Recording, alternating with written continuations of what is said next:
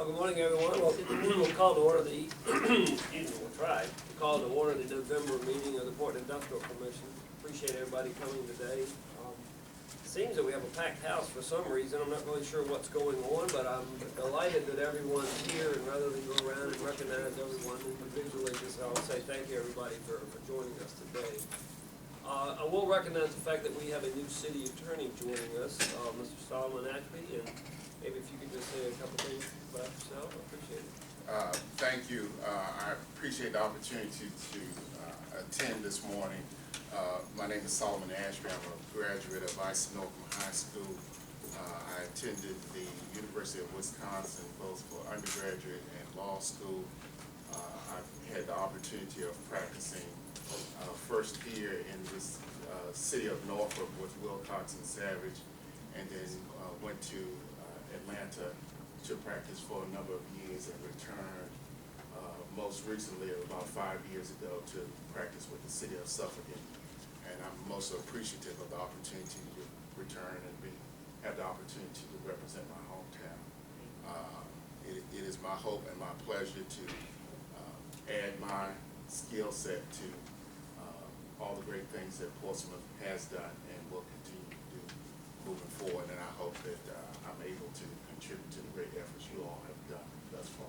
Thank you. Okay, well, thank you very much. We also are very excited to have you here, and look forward to working with you. Ms. Kaler, I keep saying that, Ms. Butler, would you begin with a roll call? We'll get the meeting going. Mr. Barr? Here. Mr. Bento? Here. Ms. Rudisil? Here. Mr. Toops? Here. Mr. Wallace? Here. Captain Watkins? Hey. You have a quorum. Okay, very well, thank you. Again, thanks everyone for joining us. To get through the quick part of the meeting real quickly here. The minutes from the October meeting have been distributed electronically. Is there any discussion on the minutes? Has everybody had the opportunity to read them? And if there is no discussion, I'll entertain a motion to accept them as they've been presented. So much. Okay, second? Second. Okay, we have a motion and a second. All in favor, say aye. Aye. Okay, very well, thank you. I guess we'll go right into the audit report. And I'll ask Ms. Kelly if Yeah, she can please. introduce the Cherry Record. Yeah, please, Ms. Kelly. Yes, we have Krista Edoff, who's a partner with the Cherry Record, our city's audit firm. Good morning. Good morning. Chairman, ladies and gentlemen of the board, Madam City Mayor, and Madam City Manager, and all others present today. I'm pleased to be here with you this morning to report the results of the fiscal year 15 June 30 audit. You have a copy of the financial statements in front of you today, as well as a letter with some information that we're required to tell you as part of our audit.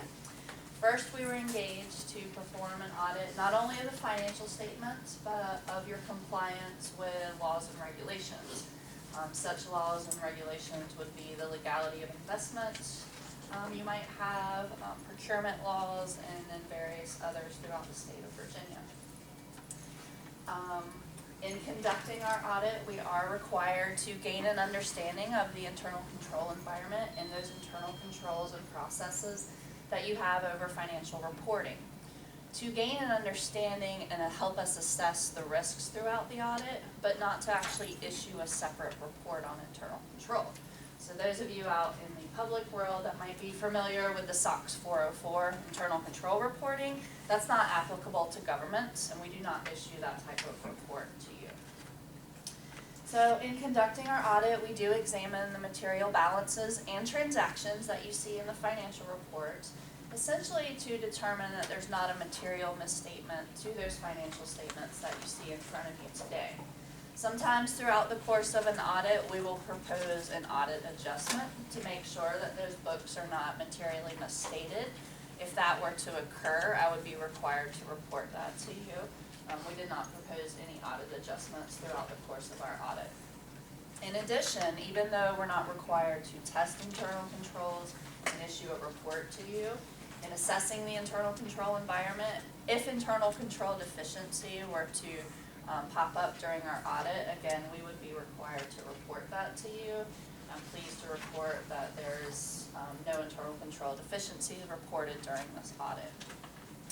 I told you that we also test compliance with laws and regulations. If we were to note any matters of non-compliance, that would also be reported to you in this report. Again, there are no matters of non-compliance to report to you today.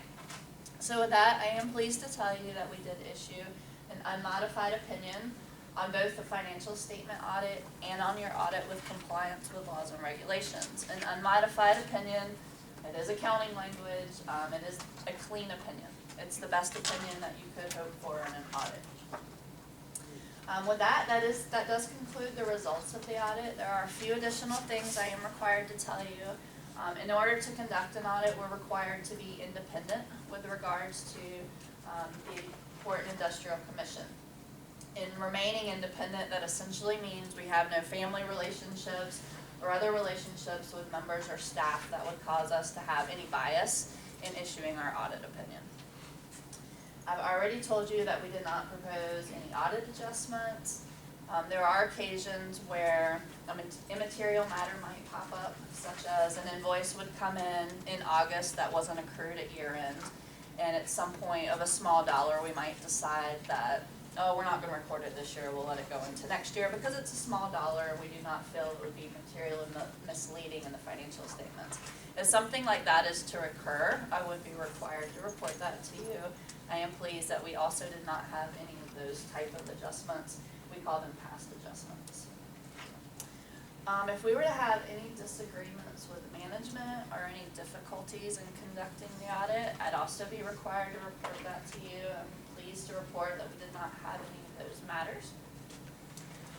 Lastly, I'd really just like to thank Mallory and the staff at the Port and Industrial Commission, as well as Alice Kelly and the finance staff that assisted us in the preparation of the audit. And with that, I'll take any questions you might have. Questions? It's all very good to me, and well, thank you very much. I do have one question. In the future, can we get these things before we come into the meetings? Well, it would be helpful. That way we can have I don't know, is that a possibility, and maybe that's something that we need to work out? Because I have this just handed to us here. And if I can have Obviously, questions.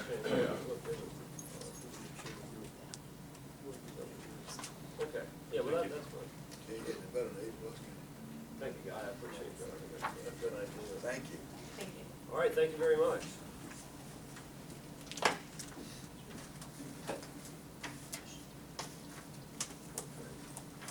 So I will need a motion to adopt the audit as it has been reported to us. If we could, So moved. So moved. Okay, Mr. Bento, all in favor? Roll call. Mr. Okay. Vaughn? Yes. Mr. Bento? Yes. Mrs. Rudisil? Yes. Mr. Toops? Yeah. Mr. Wallace? Yes. Captain Watkins? Yes. Audit is approved. Okay, thank you very much. So we'll move on to the financial statement for this past month. Ms. Kelly, if you could bring us up to speed on that. Sure. My name is Alice Kelly. I'm the interim assistant CFO for the city. We distributed the financial statements last week. The net position for the PPIC is $1,553,150. There weren't that many transactions in October. I did not have a chance to reconcile a bank statement, which I will do this week. We were busy with the city's audit and trying to get everything all put together, so we will get that done this month and up to date. And I entertain any questions or comments. So there really had not been any real transactions in the past month. No, the only thing that was posted was a indirect cost allocation. Okay, pretty straightforward. All right, any questions, comments? All right, not seeing anything, I'll entertain a motion to accept the financials as presented for the month. Second. Captain Watkins, or is that second? All in favor, say aye. Very well, thank you. Okay, thank you, Ms. Kelly. All right, I guess Randy, we'll move on to you. Thank you very much for joining us today. Randy Sturgeon with the EPA is going to give us an update on the AWIC fund. Good morning. I think when I walked in today and I saw so many new faces at the table, I thought I'd start at the end of my presentation to get everybody kind of up to speed on so that you can understand the rest of the presentation a little better. As mentioned, I'm Randy Sturgeon. I work for the Environmental Protection Agency out of Philadelphia. I manage Superfund sites, and I've been working in the city of Portsmouth for almost 20 years. Right now I work on the Atlantic Wood Industry Superfund site, which I'll talk about in detail in a second. Before that, I helped clean up the ABEX Superfund site during a time when Washington Park Housing Project existed, and we cleaned up the soil outside and cleaned up the inside of the apartments. It is now the location of the fire headquarters and fire station. And there's still some work going on that site, but I don't manage that at the moment. So in particular, we want to talk about the Atlantic Wood Superfund site, and the best way to think about the location, it's underneath the new South Norfolk Jordan Bridge on the Portsmouth side. It used to be the location where they made telephone poles, and they would treat wood with creosote, which is that black goo you see on telephone poles. And for a period of time, the Navy leased the property during World War II, filled part of the property to develop it, stored war material on it. They used contaminated material to fill the property, as well as the fact it's surrounded on three sides by the Norfolk Naval Shipyard. And so out in the river, which we're going to, if you were to walk in the river, you could coat your leg with creosote, although you can't get really access to that part of the river anymore. And then there's also heavy metals like lead and zinc and copper, which comes from paint off of ships, mostly from what the Navy activities, especially at the Southgate Annex. So there's 48 acres of land that's used to be the Atlantic Wood wood treatment site. It is now Atlantic Wood got out of that business at this facility in 1992. Now they make precast concrete product. They actually made most of the parts for the Jordan Bridge. They're also, right now, I guess, what is it, the Lesnar Bridge in Virginia Beach, they're casting the pieces for that. So they do both local work as well. And then, so in particular, we're dredging the river, and then there's about 300,000 cubic yards of material we're dredging out of the river. About half of it goes behind a bulkhead we built out in the river to make, to cover up the contamination that's behind. The other half goes in a landfill that's both on Atlantic Wood property, and then just south of Atlantic Wood's property is a facility that was owned by the Portsmouth, it was used by the Portsmouth Public School District as an operations center. It's about 5 acres. It's now actually owned by PPIC. And the school did, it was where the school district did a lot of their bus maintenance activities. It was out of the, it was set off, and it was not a very convenient location. In the past 4 or 5 years, there had been some flooding in there, and in the warehouses that the school district had, the water soaked up into the insulation and turned to mold, and they didn't want to be there anyway. So for a number of reasons, we worked out an agreement that we will expand the landfill down to that school district property. There is some waste on that property from the Atlantic Wood facility. It's also contaminated. It used to be owned by the Navy before the city. By putting part of the landfill there, it will elevate it up to where it doesn't flood, and then it can be developed by the city. There was an agreement that was worked out with the Commonwealth of Virginia because at a number, we try as an agency at Superfund sites to have the polluter pay. This is an $100 million cleanup. Atlantic Wood cannot afford to pay for it. The other liable party is the Navy. The federal government has a hard time talking to itself, and so we're still trying to get the Navy to pay for some of it. So the EPA is paying for it. When that happens, the Commonwealth or any state in the country has to pay 10%. So there was an agreement worked out where the city will pay the 10% cost share of the Commonwealth to, for the expansion of the landfill, plus whatever operation and maintenance activities, which will be mostly cutting grass until such time as the property is developed and the private landowner does that. And which, just so you know, the property that the bridge is on used to be owned by Atlantic Wood, and the bridge is actually development on a Superfund site. And then this facility, which used to be a fertilizer plant, is now owned by PER Property. They purchased it from PPIC, and they're building a grain export facility as well as, I believe, a concrete batch plant there, and that's being developed right now. And some of that work is being done in conjunction with the Superfund site cleanup. It's very important to EPA not only clean sites up, but a high priority is land reuse. And so,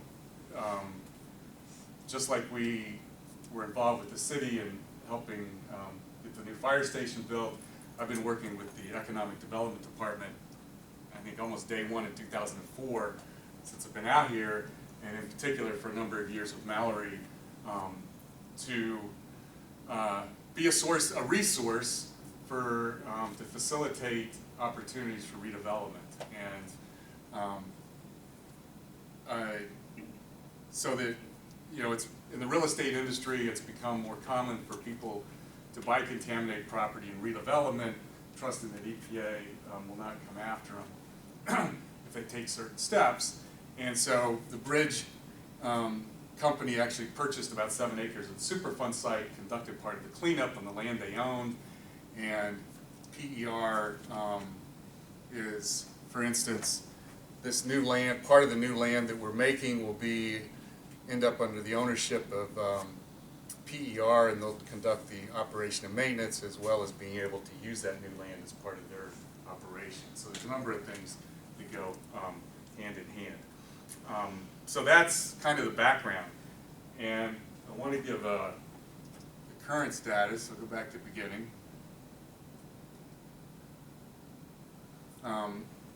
Part of the reason that it became advantageous to everybody, to a number of parties, to move the school district operations centers, we're trying to build a landfill underneath an operating facility, and which has gotten very challenging because when you make precast product, you need places to store it until a construction site gets to the point of needing to accept it.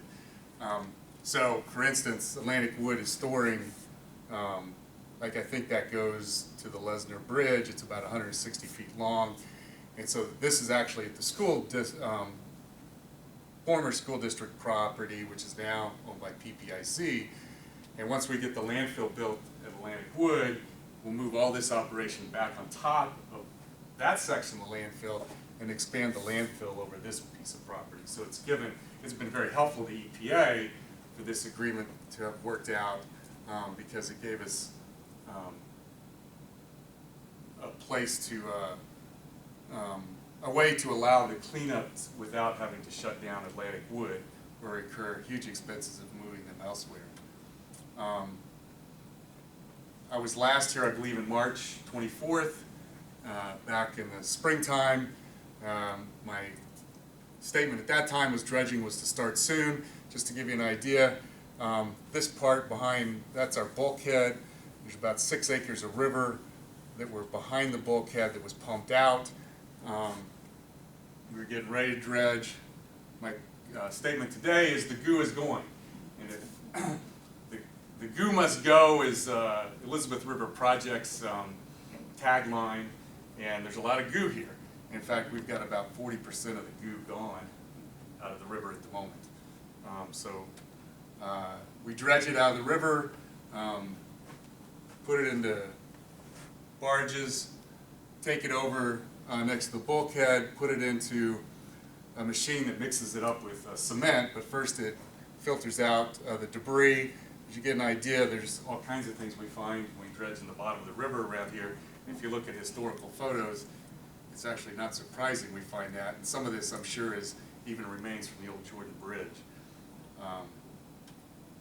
And then what used to be river bottom is now, part of the reason we need to mix it with cement is that it comes out of very runny mud. Mix it with cement in about 6 hours, it ends up looking like topsoil you can buy at Home Depot. Not that you'd ever want to use it for that, but that gives you an idea of the consistency. We put it behind the wall, and I think late this summer, as you can see, this used to be river bottom, it's now being filled up. All these little, these are called strip drains. They're a corrugated piece of plastic about 6 inches wide with a filter fabric on it, that as we put more sediment on top, it squeezes the water out of the ground. We'll get 2 to 6 feet of settlement within about a year behind the wall, and that's necessary, otherwise for the next several decades this land would be unusable as it's settled. So this area is, you can see, is still below the wall. I actually turned and just pointed the camera the opposite direction. Some areas you can now walk all the way across from the original land out to the wall. And in fact, these pictures are from yesterday. I'm standing on the berm that separates PER property, which used to be owned by PPIC, from the old river bottom, and you can see it's getting filled up. To give you an idea, the final property elevation will be the top of this wall. PER is filling up their property to match the top of the landfill. And this will be for about a year filled about 8 feet above that in order to give extra weight to allow the settlement to happen. Eventually that extra material will be stripped off. But as you can tell, with about 40% of the river already being dredged and the volume behind the wall will be able to be about 50% of what we're dredging, a lot of that has already been filled up. And to give you an idea, PER has to fill up another few feet to match the top of this. There's the grass accounts for about 3 feet of that height. What's gonna be the consistency of that, Randy, once you get it topped off? Will it be agreeable for construction or? Absolutely. Atlantic Wood, for instance, will be able to continue to drive their equipment across it just as they do today, and they have some pretty big equipment they use. If you were to build a building on it, you'd have to put pilings, as you would most anything you build out here, unless it's a slab-on-grade warehouse. But yeah, what will happen in the future, anybody who does want to build on here will come to EPA to make sure that, so that we can say, hey, what you're building is not going to damage the wall or the land out there. But that's kind of, designs will be no different than what somebody has to do to build really anything out here. Checking to make sure their foundation is designed to prevent settlement, deciding whether or not they need pilings, what kind of pilings, stuff like that. Going back to your earlier comment about the idea of putting property back into use, you all are doing this with the idea of knowing that somebody will come behind you and build and develop it. Yes. One of the issues when we decided how to do this cleanup is all these property owners right now have access to the river. They have riparian rights. By putting this bulkhead and filling in behind it, they have lost their access to the river, except they'll end up owning their property boundaries extend out into the river, at least on their deeds, and they will own that new land.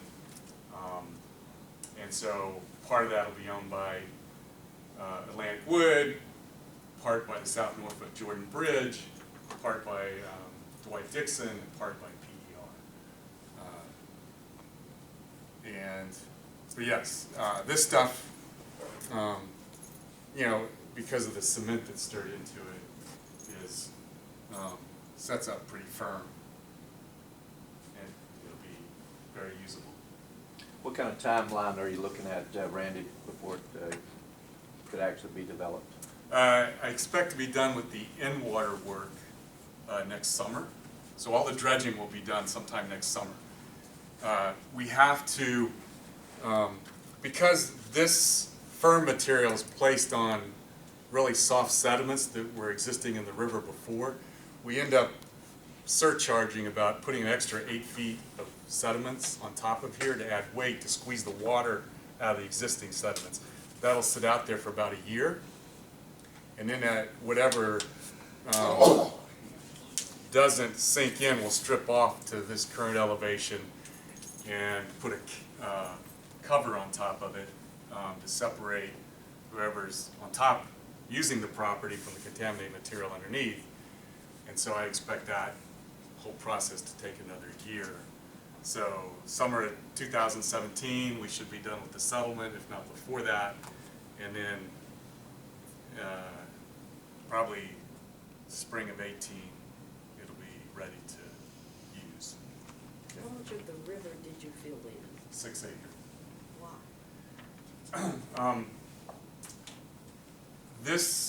The area of the river that we filled in, there were places, to give you an example, where if you drilled a hole 20 to 25 feet, you would still actually see the contamination. And so there were some. Say that again, please. If you drilled in the riverbed Okay. near the shoreline, All right. there were places if you drilled 20 to 25 feet Deep. deep, you could still see the contamination. That's a lot of goo. That's a lot of goo. And that's over a period of hundreds of years, or well, it's we can't. Okay, no, Atlantic Wood started in about 1926. Okay. But prior to Atlantic Wood, the property that's now owned by Dwight Dixon right here was the Wyckoff Pipe and Creosote facility. And they made railroad ties. So there was a second creosote facility that started, we at least know by 1903, perhaps even within 20 years before that, that I'm sure contaminated this river even long before that. Because one of the things in wood treating sites, you usually have a lot of land because once you treat the wood, you have to go let it drip dry. Wyckoff was a very small piece of property, but they had 2 railroad spurs that went out. And we hypothesized, based on the way the river looks, is they may have treated wood, put it on a rail car, let it sit over the river, and drip dry into the river. So, that's supposition because we don't have records, but just based on the contaminant patterns.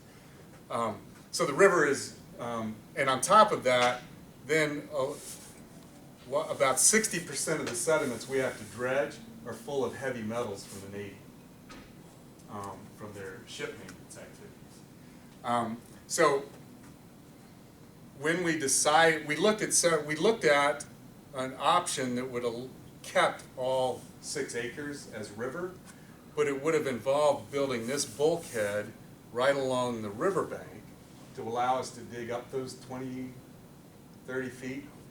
And it would have, I can imagine it probably would have cost, based now we know the volume, several hundred million, 250, 300 million. And so we look at various alternatives and compare, the regulations have a specific protocol about how you compare those. We come out and ask the public for their input on those. There was a good hand, a lot of stakeholders did not like the fact we were filling in the river for obvious reasons. One of the things that we have to do is evaluate, do we need to, if we were filling in clean river, we would be going out and creating more open parts of the river. Because there were some wetlands that we filled in right along the riverbank, we are going to create another acre, the tidal wetlands. But because we're making the river clean out here, that's helping make up for the part that we're filling in. So all that was, there was a lot of discussion about that issue when we made the decision. Randy, a couple questions. The bulkhead being built, Yes. how long is it rated for? We designed it for 100-year service life. We spent a lot more money on it. It's 4-foot pipe with some steel sheets in between. It's got a very high-end paint job, and then a big concrete cap on it. Becomes the responsibility of the landowners once. Well, what will happen is, first, EPA couldn't start the cleanup until the Commonwealth agreed. Not only do they have to pay 10%, as I mentioned earlier, they have to agree to all the operation and maintenance. We cannot start a cleanup until that happens, and there's a contract with the Commonwealth. The ultimate goal is to transfer that to the landowners. Some of that, again, remains to be seen as to whether the landowners, how much of that the landowners can afford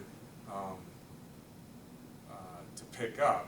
There'll be ongoing maintenance inspections by EPA, no matter who ends up with that responsibility, to ensure that the activities are actually taken care of. But it can't become our responsibility. No, the only responsibility, and it's not even PPIC, it's actually the city, Yes, sir. is this 5 acres until such time as the property is developed and put into And, use. and just, the only reason the city is even involved in that piece is because that piece was added to this mix after the fact and was not part of the original arrangement with the Commonwealth of Virginia's Department of Environmental Quality. Yes, we did not know the extent of some of the Atlantic wood contamination on this property. But one of the benefits to the city is this property, based on some of the work we've done, I believe, is contaminated by Atlantic wood. It's definitely contaminated by the Navy, and it was contaminated by the school district. I know they had a leaking underground storage tank at one time. So we're actually going to we're going to put some contamination on it, an already piece of contaminated land, elevate it, put a clean cover on it. So the city's getting some cleanup work out of EPA as well. So everybody's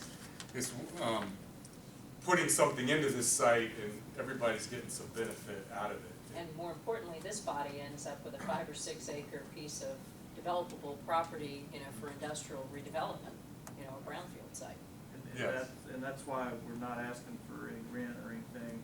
Atlantic is using it to store stuff, but we're getting a benefit out of it, so, I mean.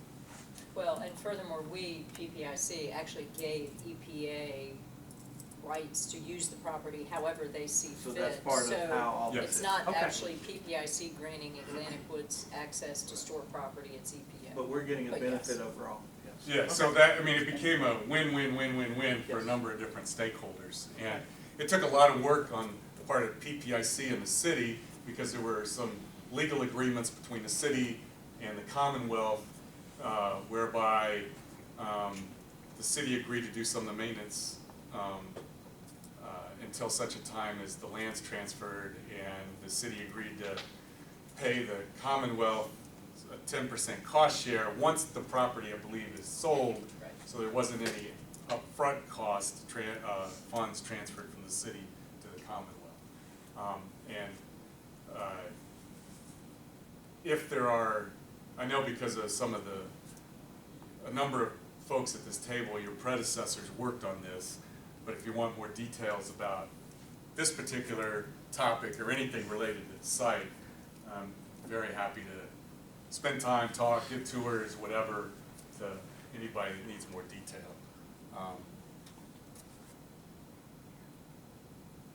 So we've talked about what's going on at the river.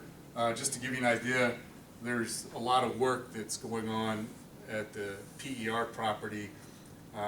Mostly what they're doing now is crushing concrete. For instance, the boardwalk that was being taken apart along the Portsmouth waterfront, where the Renaissance Hotel and things are. That concrete came over here where they crushed it up. They take the steel rebar out, recycle it.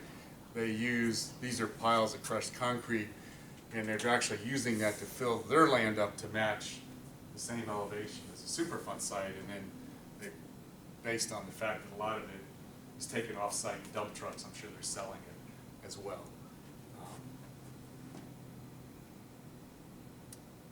And just so you know, once we get done with our dredging, which some of it goes in front of their property, we're dredging the river to about 25 feet deep. PER will come back and dredge to 40 feet deep. So they'll have a port on the federal navigational channel that'll handle 800, 900 foot long ship. That can, the maximum size it can currently go through the Panama Canal, not the expanded Panama Canal. When does the Panama Canal move open? You I- keep hearing saying it's gonna impact us, but I can't, That was the target, that was the original target. They're saying it's within 6 I, months. I it's didn't supposed mean to to be. ask a question. Yeah, it's supposed to be 6 months. About 6 months. In 6 months, we're About 6 months. hoping that it will. Okay.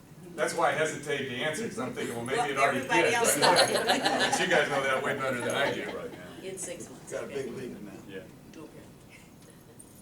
Okay, this is the back end of Atlantic Woods property. You can see the trash incinerator that's on the shipyard property. To give you an idea, we built a berm around a lot of the property, and this is what's going to get filled in.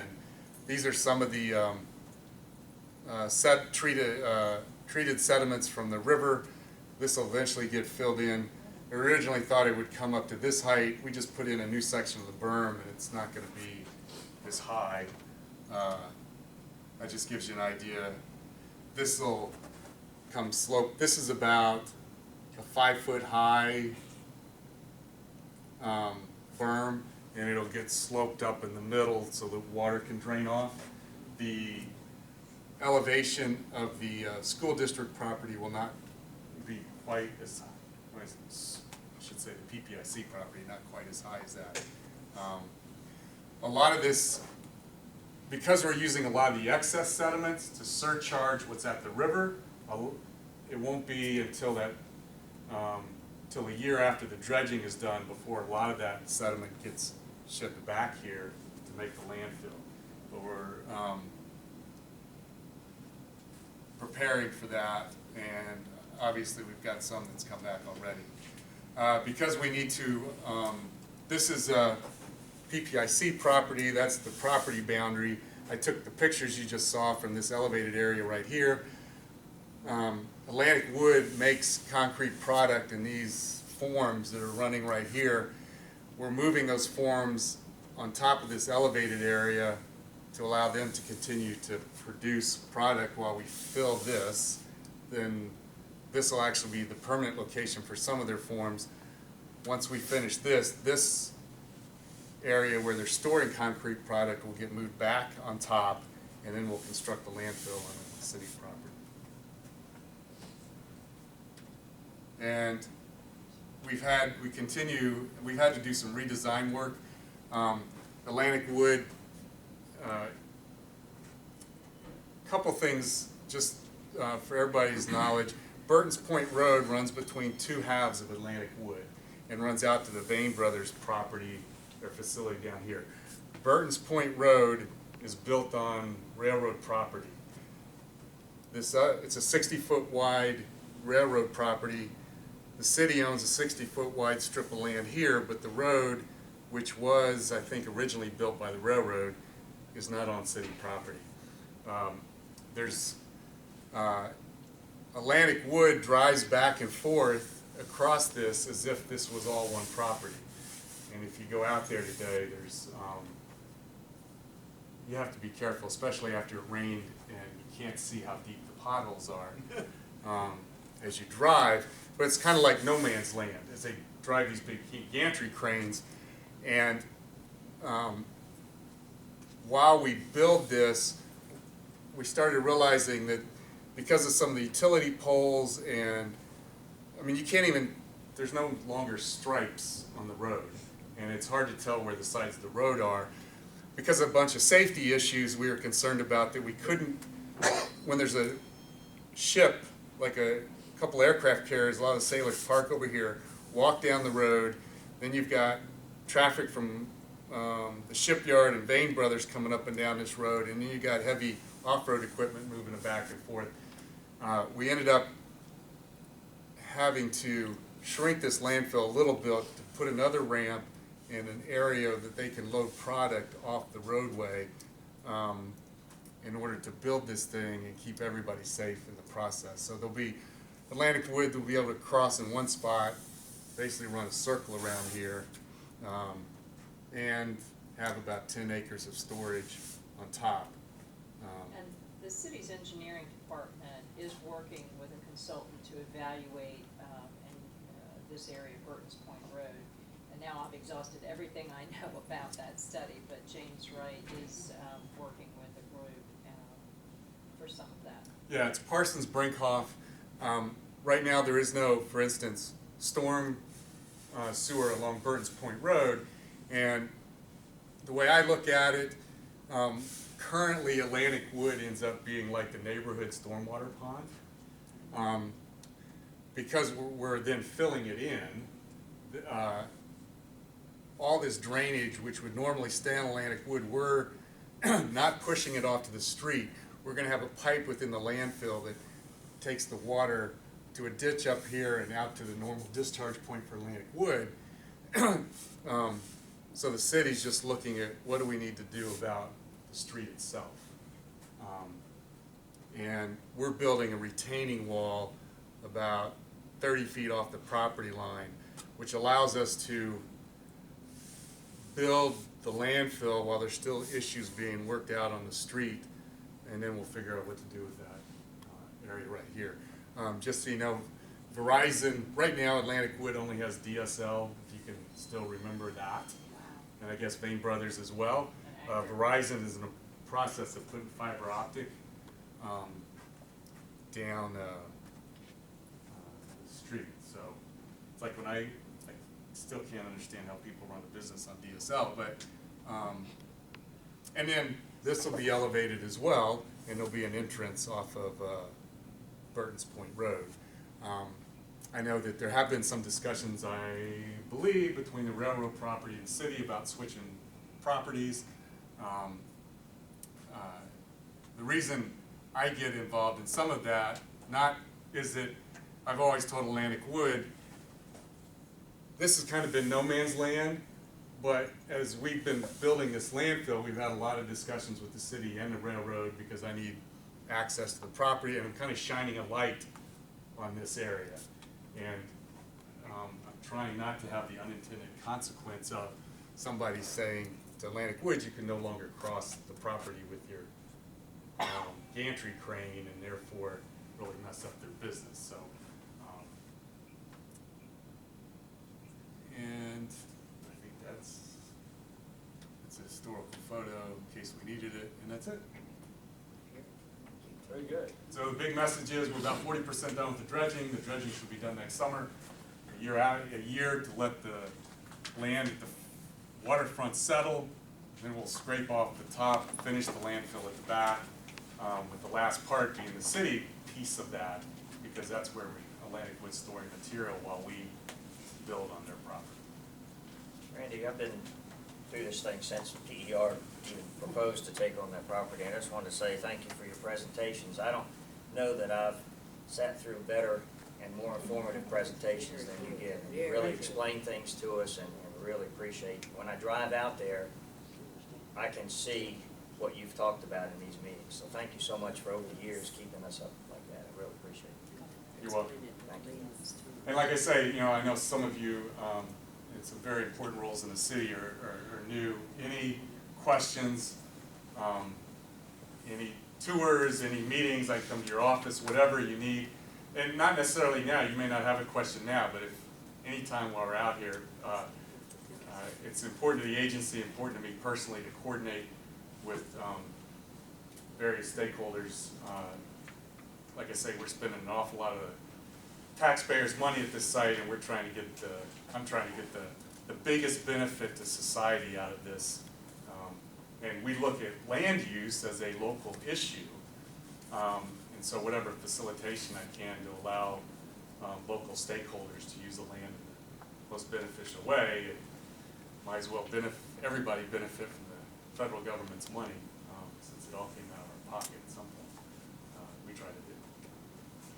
Randy, I'm speaking about this Southgate Annex now. I don't know whether you have anything to do with it or not, but I've noticed that there's reduced activity on that piece of property. And there used to be probably 20 ships in those docks there. Yes. They seem to be empty now. Any idea what the Navy is planning for that? Are they holding that? some of it obviously has to be moved because we're dredging all of, there's 5 piers along here, we're dredging down to the That's what I'm second talking one. But long before, it's been a while, even before we started the dredging, they'd moved most of their stuff out there. I don't know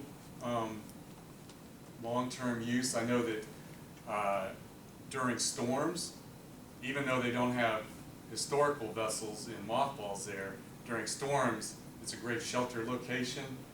They do, I call them the floating hotels, the barges that are the housing for sailors when they can't live on a ship are berthed over there when they're not in use. It generally, to me, is underutilized facility, even with all those mothballed ships there. But I'd say to a large degree, it adds a lot of flexibility to the shipyard to have some extra space sometimes. But It's about 1,800 feet of pier space there that the Portsmouth Port Industrial Commission is very interested in, if they ever get rid of it. well, I would, my encouragement, I guess, at the moment, what it might be a good time to talk, I mean, I don't know how often you talk to the Navy about that, but I would say it might be a good time to go talk to them about that. It's obviously less utilized to me than it historically has been.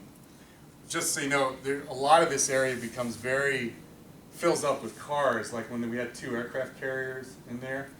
And so one of the things we all often talked about, it'd be nice if the Navy would put their parking on top of the landfill, and we could switch property, and all Atlantic Wood ended up on one side of the property, as an example. One of the, to me, the hard things about some of this is the Navy commander works on like a 2-year rotation, and some of these decisions, and again, this is my kind of stand afar viewpoint, is take longer than 2 years to work out. So, you know, it's hard to somebody to be a champion of something when they're not around to see the conclusion of it. But I would say it might be a good time to talk to. And I believe the planning department is getting ready to embark on a joint study of some sort with the Navy. I don't know the particulars, but I can certainly find out, and I think it's in conjunction with some activities at the shipyard. So we can look into that and ask Bob Dahlman to give us some information.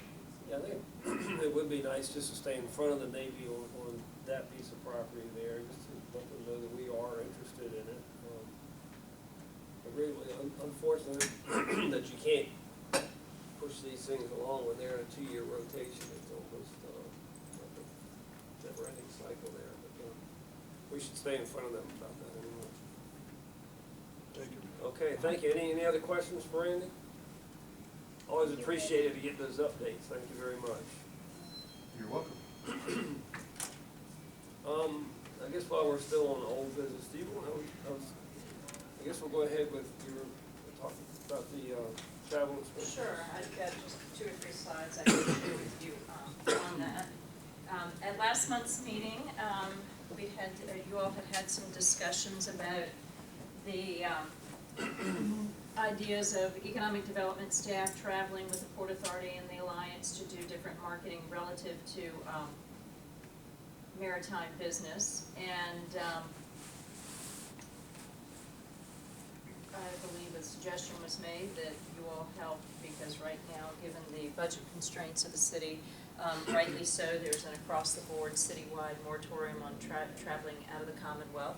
And the suggestion was made by one of the commissioners to see if this body could help underwrite 2 or 3 trips for staff, specifically related to port and maritime recruitment and business. And so I've put together an example. This is a representative sample of a handful of the kind of marketing missions, trade shows, and conferences that staff could attend for the balance of this fiscal year, with some ballpark numbers to see if you all have any interest in coming up with some funds and making any allocation for staff to be able to do that.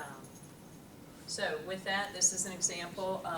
RELA is the Retail Logistics Association, and they have a supply chain conference that's in February every year.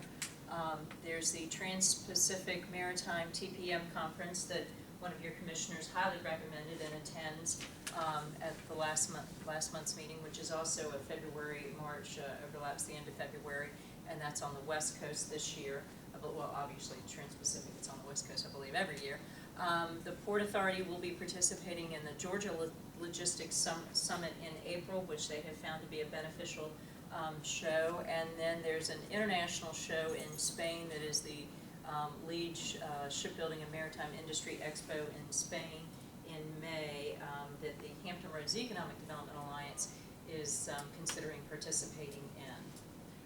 And then there are some opportunities. The Hampton Roads Economic Development Alliance, which is the regional economic development agency, and the Port Authority often co-host events that are dinners or receptions or specific events that they put on in different markets where there are a cluster of maritime and port-related businesses that are either doing business with the port and then looking to expand, or potential new customers with the port. And so there are two, they sort of work on these about every quarter.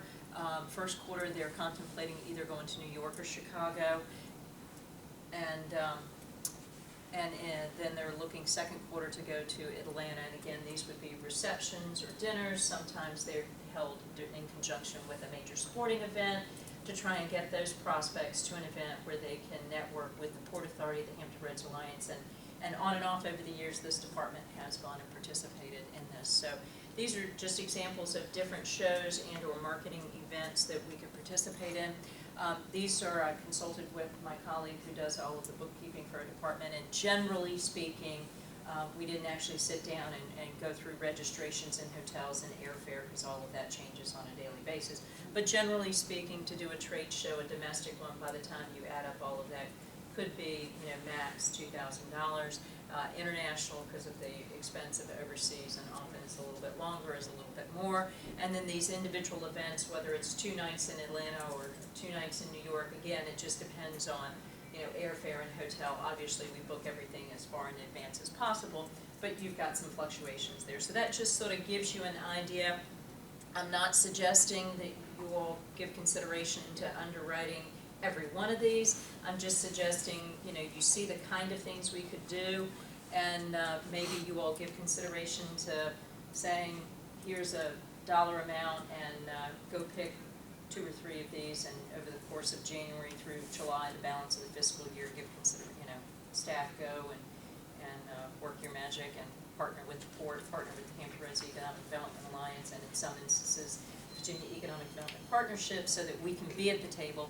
They do a good job for us on our behalf, but as you all know in your own individual businesses, there's nothing like making that personal connection yourself and being on the forefront of everybody's mind. So with that. So Mallory, the only thing I want to correct is I didn't say just for port and maritime, because you're economic development, correct? So you're for the city. True. So I just, I just want to clear the record. Thank you. I wanted it also for just in general, because you can't travel, your team can't travel in general. Right. However, I will tell you, I think there is synergy in this body simply being engaged or involved in helping underwrite port and maritime related events. Not that I don't welcome that opportunity, but we have chatted with the Economic Development Authority, and they too are looking thanks to what you all are doing. That's given them a little motivation to maybe think about doing the same thing for some of our other targeted industries like retail and modeling and simulation, and some of the other targeted markets that we're after. Perfect, I'm good now. Yes, ma'am, Dr. Pat.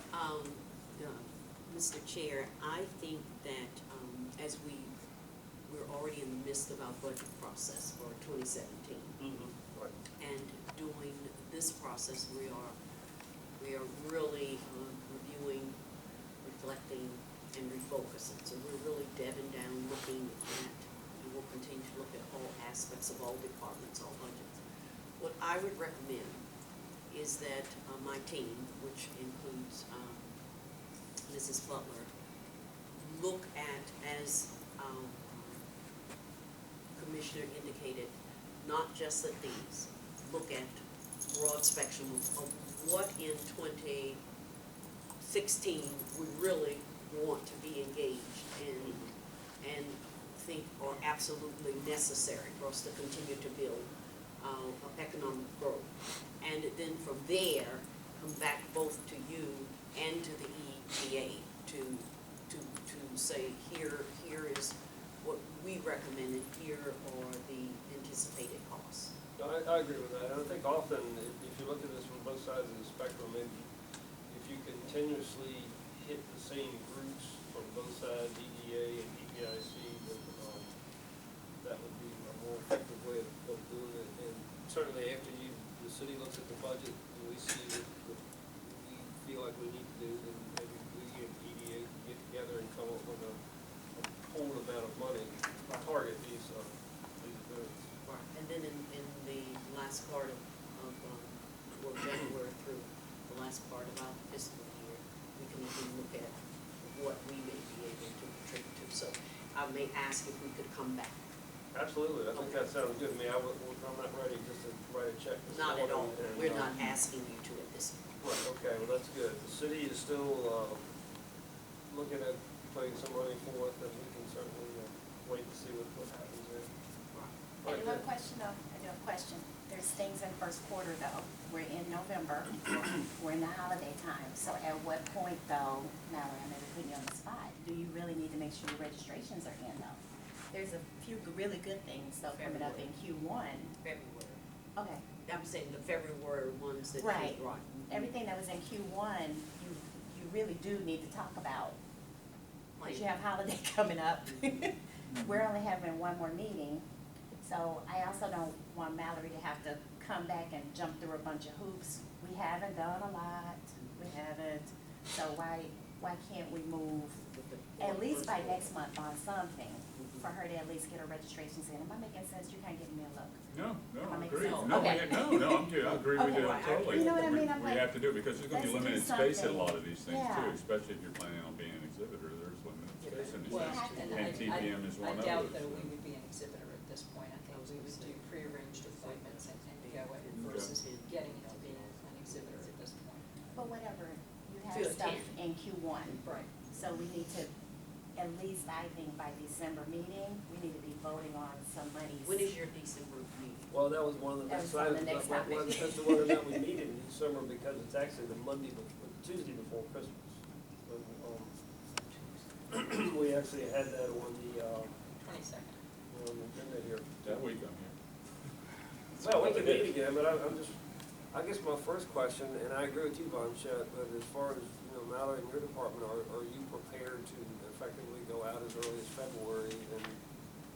We could, both of the shows that I referenced, and we wouldn't do both that are the end of February because they actually overlap, but I was just, again, giving you a representative One in New sample. York and when? One is in Orlando and one is One's in in Orlando and one's Long on the Beach. west coast, and they overlap. We would only do one of those two. They're both the end of March, and, end of February into first part of March. And the date has not, that I'm aware of, been determined for that first quarter. The location is still up in the air as to whether it's New York or Chicago. Correct.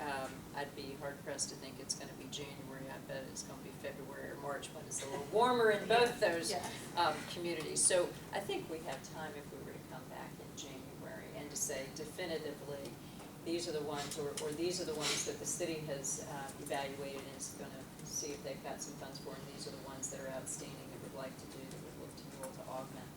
I think we can still do that at the January meeting without any trouble. Right, and I don't have any problem putting forth some money in advance of the city's decision, and I presume with the city budget that those numbers won't come out anytime in the first quarter, will they, as far as a definitive amount of money put in the EDA for travel? Well, that's FY7.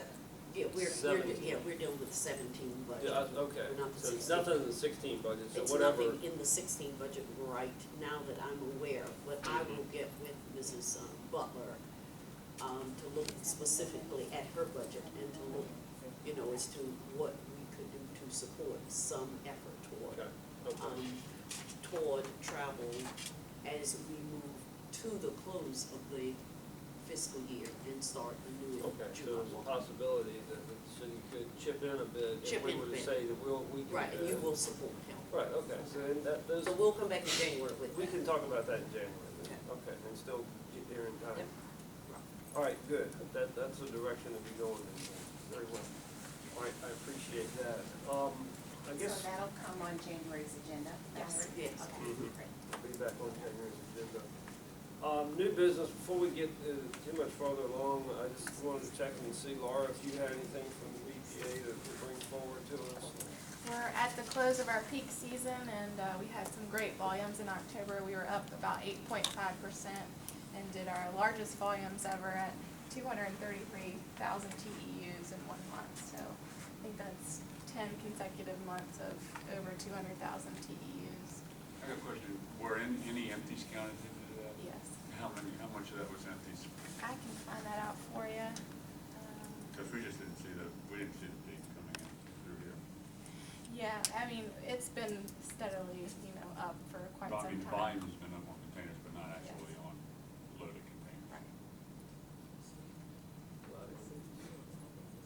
Which is good, you're getting them out of Portsmouth. Oh, absolutely. Well, I came to the Midtown Tunnel the other day, it looked like there were even more there. That's what it is, building that wall, right, okay. Thank you, appreciate that. I guess we've already talked about the December meeting, and I guess we can just get a consensus on this, but, not having anything major on the agenda, the suggestion was that we would, forego the December meeting, it being the Tuesday before Christmas, and there's a lot going on there. And I'll be here, Guy, you said you'd be here, I think if something does come up, we could probably get together. I'll be here. So there's three. Well, why don't we, I would say, Mallory, unless something does come up that we need to, get together on, plan on there not being a meeting in December. However, if you see anything happening in the next 3 weeks, we can always give you a bunch. Sounds like there'll be at least a quorum in town. Yeah, so let's do that and plan on getting back together again in January unless something does come up in December that we need to get together on. So everybody stand by, nobody go anywhere, and let's see what happens.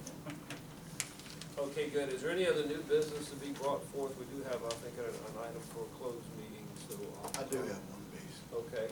In the Virginia Business Magazine that was distributed at the Virginia Council on World Trade, I thought there was a great advertisement for the city of Portsmouth. And I salute you now, whoever was behind it. That would be us. 90 miles of shoreline with 360 degrees of opportunity. Very nice. That was Very well good. done. And just share, I think you all had asked at the last meeting that I give sort of a quick recap of the 3 presentations I've recently given council, and that was featured in that presentation. Your chair and I opted that since we've had our guest speaker, Randy Sturgeon, coming in today, that we would hold that for January, so that Okay. that would be on that agenda. That's Yeah, fine. we'll talk about that in January. And briefly also, I think we talked about the boat ramp last month. I see the boat ramp is open again, Dr. Patton? Yes, the boat ramp is open, and, there are some, plates.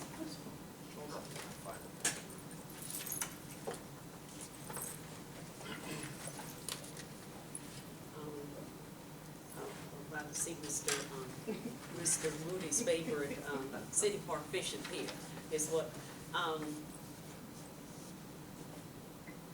the, wooden pilings, and the decking, have been completed. However, there are two plates which are going to be adjusted at the foot of the boat ramp, that we have contracted that work to be done, and that will be done. The other piece, that should be completed, by the first week in December. The other piece that we had a brief discussion in regard to whether or not we could charge for usage of the boat ramps for launching. And my team doing research found the agreement which the city entered into in the 1980s as it pertained to the money received, which was supported by game land fisheries Mhm. and the Game city. and fisheries, right. Yes, and so with that, we believe that that 20-year period has expired, Mhm. and we are looking to go back to them and request that we be relieved of being under an agreement that now has surpassed 20 years. I don't think it was specified 20-year period of time.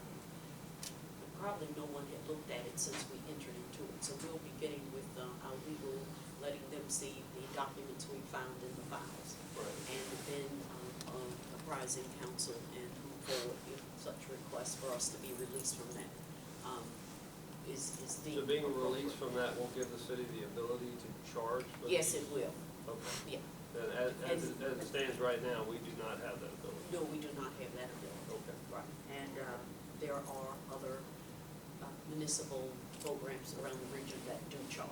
And so that is why we have never charged, because of what we Okay. entered into. That's interesting, I did not know that. Someone had told me, I asked for the research to be done, so we did find it. Very well, okay, thank you. Thank you very much. Any other new business at this time, anything, yes, Just ask Laura? a question. The port has provided a grant to the city of Portsmouth for that fishing pier. Is there an update on that? Oh, yeah, let me tell you what I got here.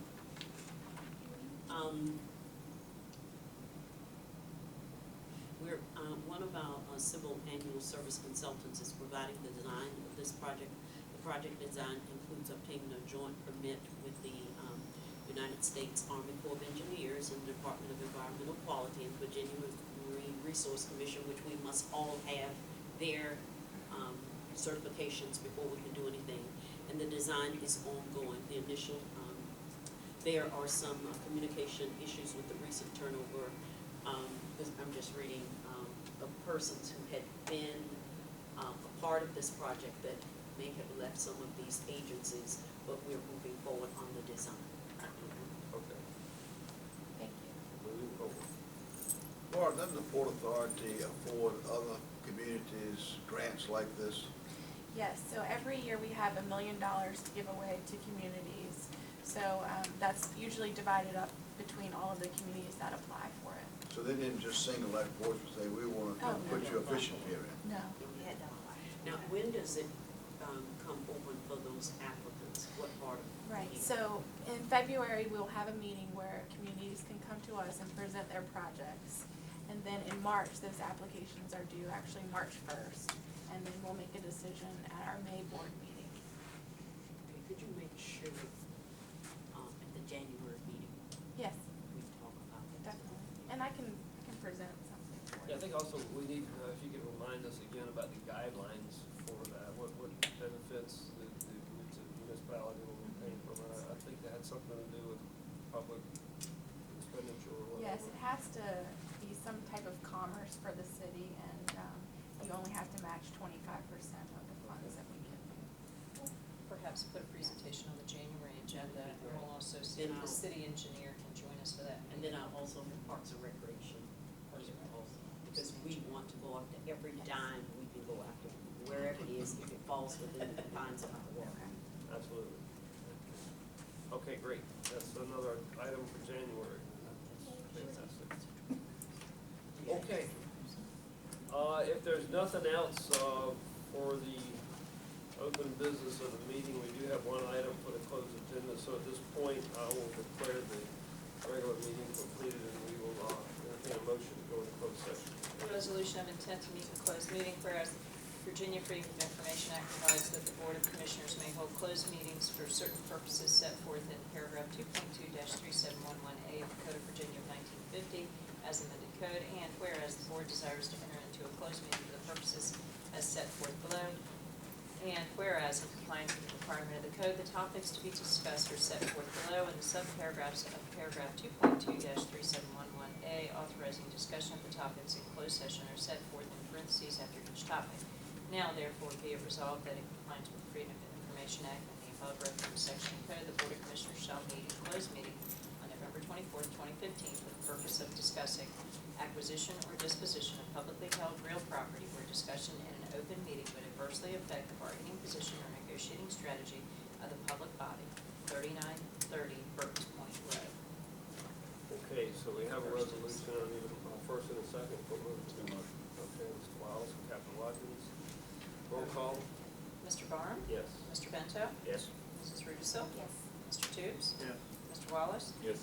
Captain Watkins? Yes. You are now Okay, in very well, closed we're in session. closed session.